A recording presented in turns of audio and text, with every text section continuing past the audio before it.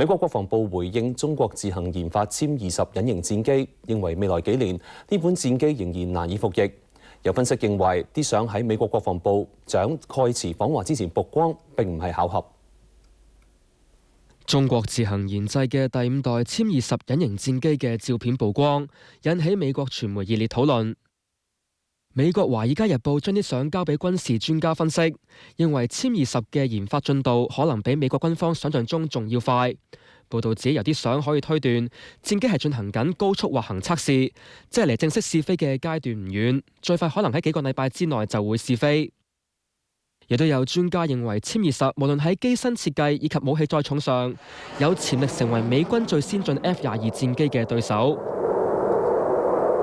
作戰能力更勝 F-35，因此美國軍方唔應該輕視。至於殲20點解喺呢一個時候曝光，並且喺互聯網廣泛流傳，有分析就認為可能係經過精心策劃，目的係要趁美國國防部長蓋茨星期日訪華前夕，展示中國日益強大嘅軍事實力同埋發展速度驚人嘅戰機技術。蓋茨曾經喺2009年公開表示，中國喺2020年前都唔會有隱形戰機服役。不過，美國國防部就低調回應，只係話一直都知道中國正研發隱形戰機，但係並唔過分擔心。